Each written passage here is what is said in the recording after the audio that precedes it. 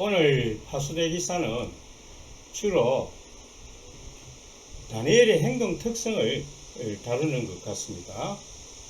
보통 다니엘서를 예언서라고 보고 있으며 특히 기간이 정해진 예언을 기록하였다는 점에 우리의 주목을 끌고 있긴 하지만 이러한 다니엘서의 예언들은 하나님을 초월자적 입장에서 보는 관점이므로 신화적인 것으로 봅니다. 따라서 이러한 예언들은 다니엘이 예언한 것이 아니라 훨씬 후기에 사람들이 지어낸 것이라 봅니다.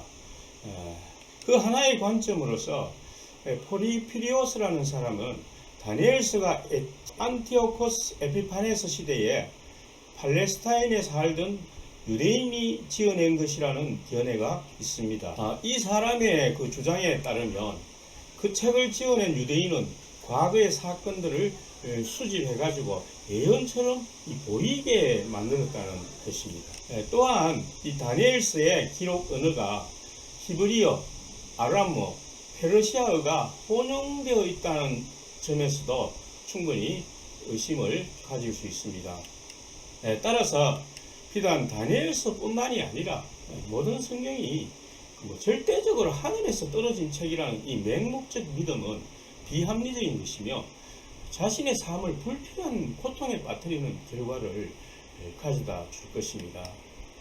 1260일, 1290일, 또 2300주야, 7대더 등과 같은 관련하여 미래의 어떤 사건을 지적한다는 생각은 주술적 신앙으로 보이지만 다니엘서의 내용이 우리에게 어떤 교훈을 준다는 점에 있어서는 고전으로서 충분한 가치가 있어 보입니다.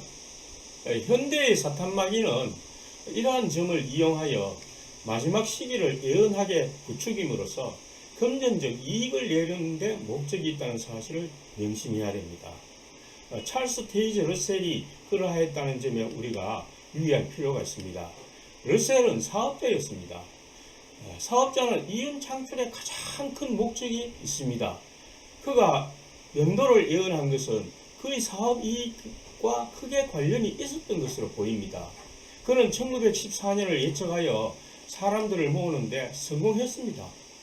그리하여 1913년에 이르자 그는 그 예언이 실패할 것을 염려하여 신도들에게 보통의 밀을 기적의 밀이라 광고하면서 시가의 60배에서 300배 이르는 가격으로 팔고 동료 신자로부터 비난을 받고 또 시문사로부터 고발이 돼서 법정에 서게 된 사실이 있다는 것을 우리가 염두에 둬야 합니다. 오늘날도 신혼교조를 이용해서 마지막 연도를 발표하라는 그 부추김을 사탄마귀는 조장하고 있습니다. 여기서 사탄마귀가 누구인지는 제가 앞에서 올린 사탄의 정체라는 유튜브에 나옵니다. 영적 존재자가 아닙니다. 오늘날의 과학적 입장은 양자역학의 코펜하겐 해석이나 슈레딩거의 고양이 사고 실험에 기반한 것입니다.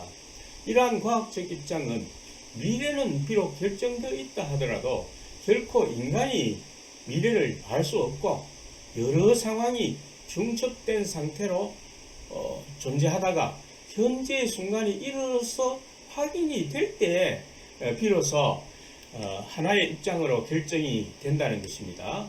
자, 그러므로 인간 사회의 미래가 특정한 시기에 특정한 사건이 일어난다는 주장은 전혀 비과학적이며 배격해야 될 주술적인 미신에 해당되는 것입니다. 참다운 예언이란 부지런히 일을 하면 부자가 될 거고 하나님을 멀리하면 저주를 받게 될 것이라는 것과 같은 종류의 예언일 뿐입니다.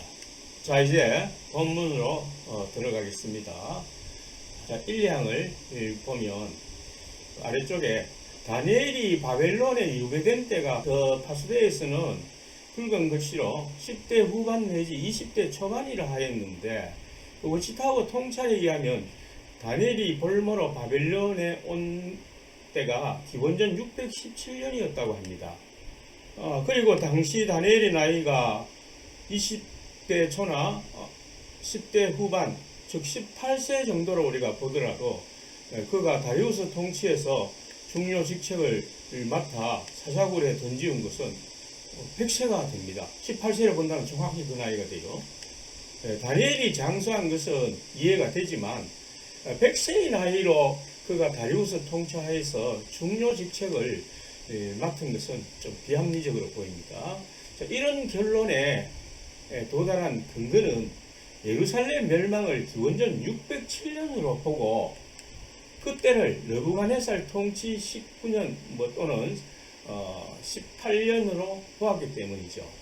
자, 그러나 역사가 증명하는 것처럼 기원전 587년 또는 6년이 예루살렘 멸망으로 본다면 다니엘이 바빌론에 온 것은 기원전 605년경이며 그때 나이는 15세로 볼 때 그가 다리우스 통치에서 중요 직책을 받은 나이는 85세가 됩니다.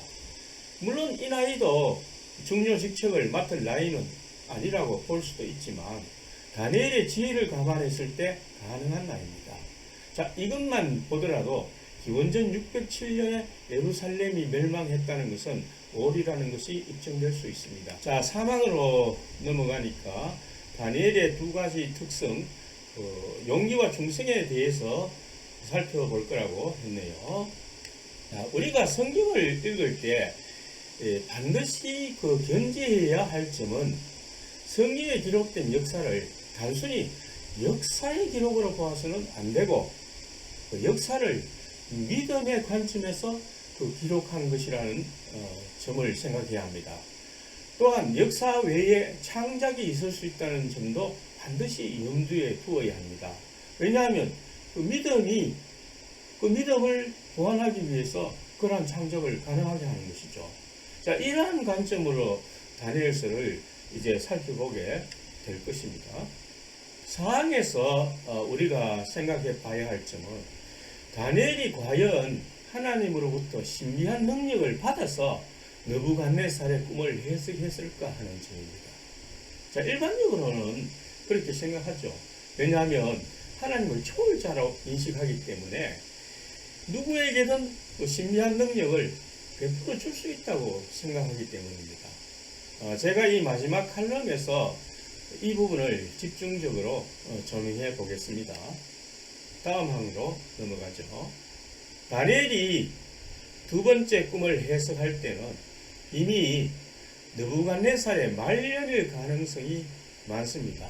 느부갓네살이 43년간을 통치했죠. 그때 다니엘도 바벨론 궁정에서 상당한 위치를 점하고 있었을 것입니다. 다니엘이 꿈 해석을 통해 알려주려는 것은 인간 세상에서 왕이 가장 높기는 하지만 왕의 권력이 지속되려면 지극히 높으신 하나님을 인정하는 겸손함이 필요하다는 사실을 알려준 것이며 왕이 그 사실을 깨달을 때 왕권이 왕뿐만 아니라 그의 후손들에게 유지될 수 있다는 것을 알려준 것입니다. 자, 그런데 사람들은 겸손해지기를 싫어합니다. 특히 왕의 위치에 있는 사람들이 겸손하게 처신하게 되면 부하들을 통솔하는데 어려움을 느끼기 때문입니다. 자, 그래서 교만한 바벨론 왕을 이사야 14장에서는 루시프라는 단어로 묘사하여 하나님과 같아지려는 교만을 묘사하고 있습니다. 자, 그리고 여기서 느부갓네살에게 적용된 7대를 꼭 정확한 7년이라고 보는 관점은 여전히 하나님을 초월자로 인식하려는 것입니다. 왜냐하면 하나님께서 다니엘에게 미래의 기간을 정확히 예언할 수 있다는 점을 제시했다는 것으로 보이기 때문이죠.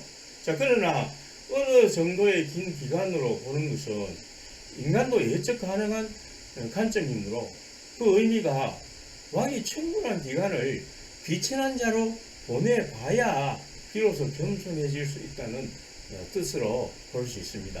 자, 이 부분 역시 마지막 칼럼에서 다시 조명해 보겠습니다. 7, 8항으로 넘어가죠.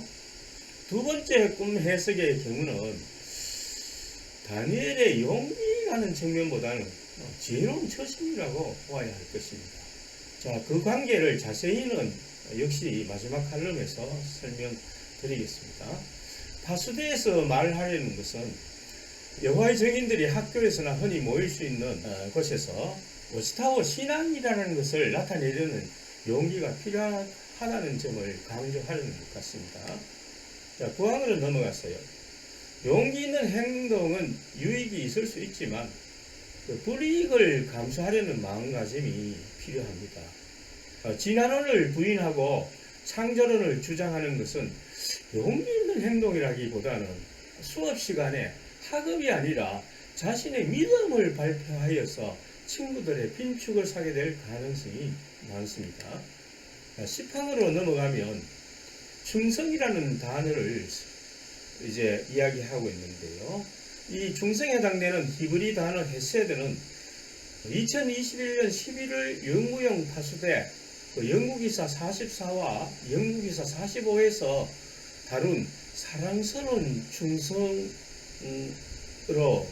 표현되고 있습니다. 자, 이면 2항에서는 이렇게 되어 있습니다. 충성스러운 사랑이란 무엇입니까? 신세계역 성경에는 충성스러운 사랑이라는 표현이 약 230회 나옵니다. 그 표현은 무슨 뜻입니까? 신세계역의 성경 용어 설명에서는 이렇게 알려줍니다. 충성스러운 사랑은 헌신적인 마음, 충절, 충성, 깊은 원칙에서 우러나온 사랑을 가리킨다.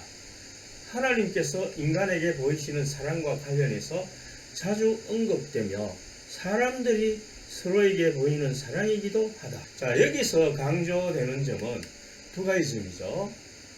충성이라는 그 정의와 충성이 적용되는 것이 하나님께서 인간에게 베푸는 그 사랑, 그리고 사람들끼리에 나타내는 사랑, 이 두 가지 점이라는 점을 얘기하고 있습니다. 11항 파수대 본문에서는 다니엘이 사자굴에 던지운 때가 90대라고 했는데 통찰에서는 바빌론으로 유배된 때가 기원전 617년이라고 했고, 그때 나이가 오늘 파수대 본문에서 10대 후반이나 20대 초반이라고 했으므로 20세로 가정해 본다면 이때 다니엘의 나이는 다리우스 통치 3년이기 때문에 이미 102세가 되었습니다. 정확하게 한번 계산해 볼까요? 기원전 617년에 20세이므로 예루살렘 멸망의 해인 기원전 607년에 30세이고 이로부터 70년 후 바빌론이 키루스에 의해 정복되었을 때 100세가 되며 그때부터 다리우스가 공동 통치를 했다고 보면 통치 3년이므로 102세가 된다. 워치타워에서는 정확한 지식을 그토록 강조하면서 산수 계산 하나 정확치가 않군요. 자, 이 그림에서는 학교에서 일어날 수 있는 상황을 묘사하고 있습니다. 자, 이런 경우에 그 젊은 학생들은 워치타워 입장을 확고하게 유지하라는 독려를 나타내고 있습니다. 13항으로 넘어가면 동성애에 관해서 설명하고 있는데, 죄를 미워하는 것과 인간을 미워하는 것을 조금 혼동하는 것이 아닌가 하는 좀 그런 생각이 듭니다. 대부분의 그 개신교에서 동성애를 제약시합니다. 그러나 한편으로 그 동성애에 빠진 인간을 미워하지는 않습니다. 자, 그러므로 이 사이에 분명한 선이 필요한 것입니다. 파수대에서는 그 동성애자의 생활 방식을 지지해 준다는 표현으로 마치 다른 모든 학생들이 동성애를 옹호하는 듯한 표현을 한 것은 잘못입니다. 생활 방식을 지지하는 것이 아니라 그러한 동성애자들의 인권을 멸시하지 않는다는 표현을 쓴 것이죠. 14항으로 넘어갑니다. 창조와 진화에 대해서 입장을 설명하고 있습니다. 역시 정인 학생들이 흔히 당할 수 있는 그런 경우이죠. 자, 워치타워는 이 창조라는 단어를 인간이 자동차를 만들듯이 만든다는 것을 의미한다고 생각하고 있는데, 이것은 오류가 포함되어 있습니다. 자, 동시에 진화는 저절로 또는 우연히 이루어지는 것이라고 단정하는 오리를 금하고 있습니다. 하나님의 창조는 무에서 유를 발생시키는 것이고, 자, 그렇게 해서 이미 존재하는 그 원소들을 조립하는 과정은 은밀한 의미에서 창조라고 볼 수 있습니다. 생물이 발생하는 과정은 그 원소들끼리 결합으로 인해서 일어나는 것이지 무에서 유가 발생하는 것이 아니기 때문에 절대적 의미에서 창조라는 용어는 어울리지 않습니다. 하나님의 창조는 무에서 빅뱅이 일어난 것을 의미하고, 이때부터 만물이 발생하는 과정은 진화라는 용어가 오히려 어울리는 것이지만 단지 우연히 또는 저절로 진화가 되는 것은 아니라고 보아야 합니다. 예를 들어서 어떻게 설명하면 좋을까요? 영화를 상영하기 위해서 영화 필름을 영상기에 돌려야 하는데, 자연에 나타나는 모든 현상은 영화와 같은 것이고 실체는 영화 필름으로 볼 수 있습니다.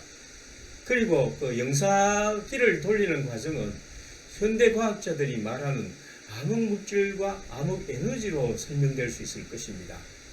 즉, 영화 필름은 창조된 것이고 영화 필름이 영상기에 돌려지는 과정은 화면에 나타난 영화로서 물질과 생명체들이 이루어지는 과정으로 볼 수 있다는 얘기입니다. 얘가 적절한지 모르겠습니다. 여러분들이 비판을 한번 해보시기를 바랍니다. 자, 15항으로 넘어갔어요. 파수대에서는 언제나 그 예수를 하나님께서 보내셨다는 이 표현을 두고 예수가 이 땅에 오시기 전에 인격체로 선지했다는 뜻으로 항상 설명하고 있습니다. 자, 그렇다면 파수대 집필자에게 제가 한번 물어봅니다. 침례 요한은 하나님께서 이 땅에 보낸 분이 아닙니까? 아마 노라고 대답하지 않을 것입니다. 자, 그렇다면 다시 물어봅니다. 우리는 이 땅에 보내진 것이 아닙니까? 예수와 침례자 요한을 이 땅에 보낸 것에 대해서 긍정적으로 답변했다면 우리도 여전히 이 땅에 보내진 것입니다. 자, 그러므로 예수를 이 땅에 보냈다는 표현을 두고서 그가 이 땅에 태어나기 전에 어떤 영역에서 인간처럼 살고 있었다고 생각하는 것은 허구적 관념인 것입니다. 그것은 예수께서 하나님의 뜻을 행하였다는 은유적인 표현으로 보는 것이 이치적일 것입니다. 16항으로 넘어갑니다. 하나님께서 충성하는 것이 워치타워 법인의 가르침에 충실한 것과 동식을 이루지는 않습니다. 워치타워 법인은 침례 지망생들에게 워치타워 법인에 충성할 것을 서약하는 것은 그것을 하나님과 동일시하게 하는 우상의 자리에 놓이게 한다는 사실을 알아야 합니다. 어느 개신교회가 세례나 침례를 주면서 교단에 충성할 것을 서약합니까? 17항, 18항 마지막 항입니다. 다니엘 13장은 정경에서 제외됐기 때문에 현재 성경에 나오지 않고 있죠. 다니엘 12장은 또한 이 빗나간 예언이라는 것이 상당수 학자들의 견해입니다. 자, 성경이 미래를 예언한 듯한 신비적인 현상이라는 것은 허구적 관념이라는 사실이 다음 주 영국일사 34 비평 칼럼에서 제가 설명할 것입니다. 오늘은 다니엘의 꿈 해석과 사자굴에 던지워 살아난 사실이 일반적으로 우리가 생각하는 기적과는 아무런 관련이 없다는 점을 설명드리려고 합니다. 오늘은 다니엘의 꿈 해석과 사자굴에 던지워 살아난 사실이 일반적으로 생각하는 기적과 아무런 관련이 없다는 점을 설명드리려고 합니다.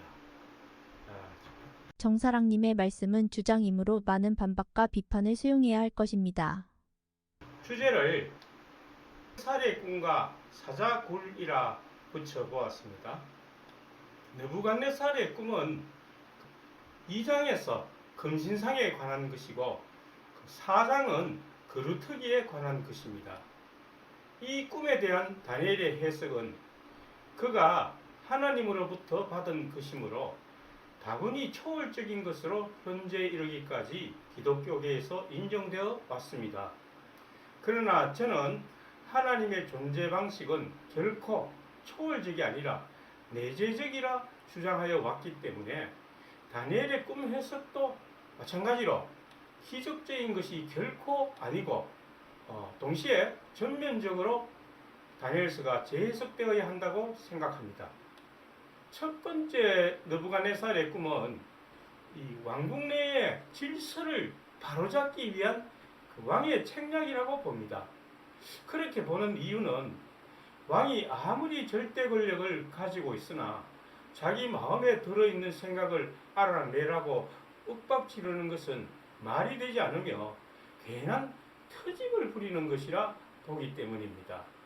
즉 왕의 의도는 너희들이 자리 싸움하느라 정사는 제대로 돌보지 않고 또 노력하여 학문도 제대로 하지 않는 모양인데 이번에 혼 좀 나봐라 라는 식인 것입니다.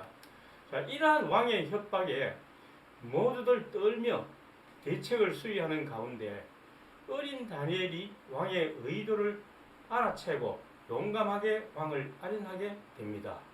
자, 이러한 상황은 마치 골리앗을 대하는 다윗과 같다고나 할까요?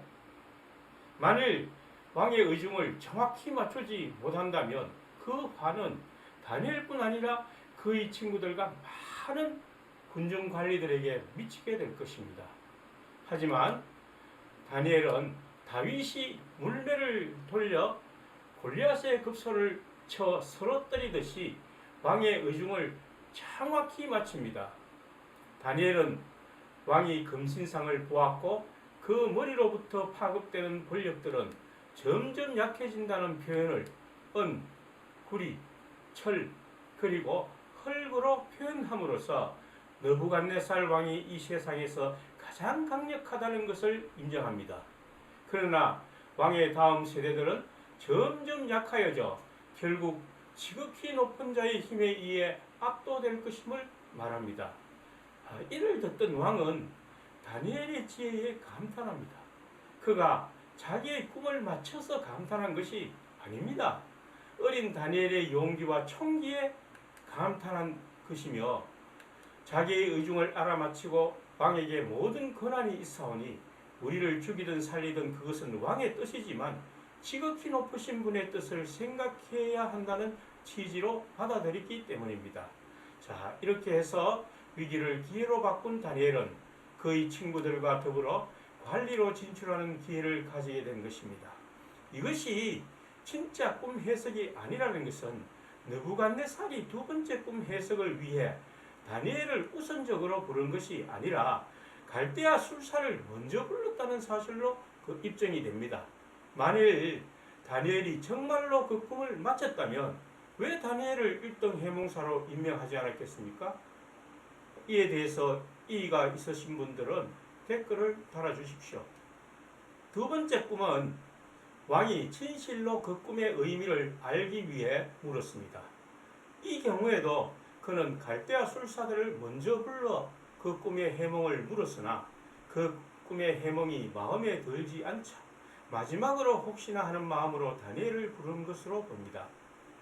느부갓네살은 그의 오랜 통치가 끝날 무렵에 7대의 광기가 일어났을 가능성이 있어 보입니다. 이러한 결론을 내릴 수 있는 이유는 그의 꿈의 성취를 촉발시킨 자랑스러운 다음과 같은 발언 때문입니다.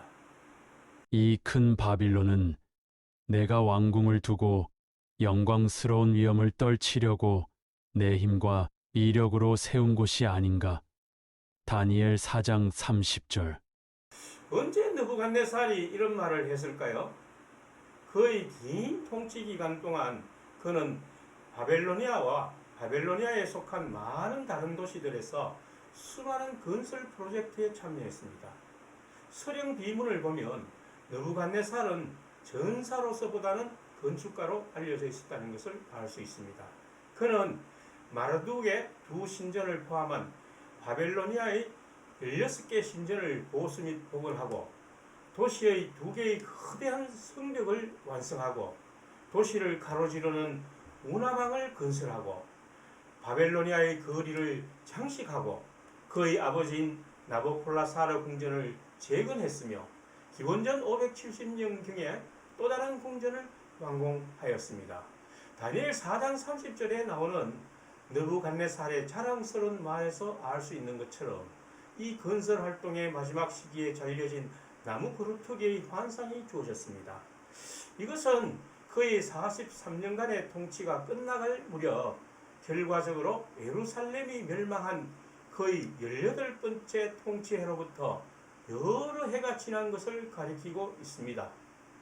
그러나 현재까지 발견된 바빌론에 관한 어떤 사료에도 느부갓네살이 질병이나 기타 이유로 그의 통치 중 공백이 있었다는 증거는 전혀 존재하지 않습니다.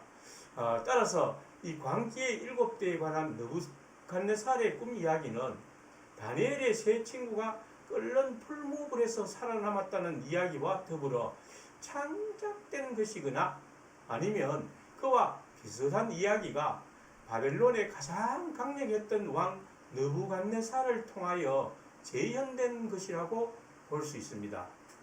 이 이야기가 등장하는 다니엘 4장의 사본 중에서 마소나 사본, 구그리스 사본, 그리고 70인역이 모두 상당히 다르다는 점에 있습니다.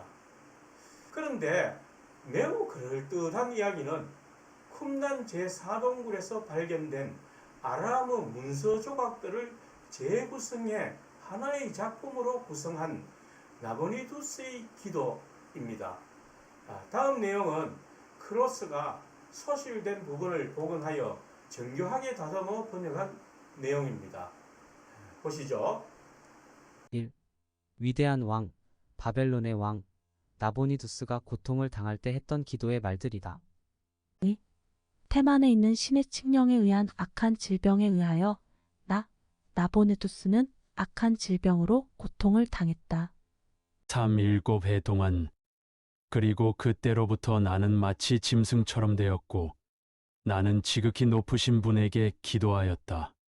그리고 그는 내 자신의 죄를 용서해 주셨다. 포로로 잡혀온 유대인 점술가가 내게 와서 말했다. 오 지극히 높으신 하나님의 이름에 영광과 위대함을 돌리기 위하여 이 일들을 말하고 기록하라. 그래서 나는 이렇게 기록하였다. 6. 나는 테만에서 지극히 높으신 하나님의 칙령에 의하여 악한 질병에 걸렸다. 그리고 나로서는 7해 동안은 은, 금, 구리, 철, 팔, 나무, 돌, 진흙의 신들에게 기도하였다.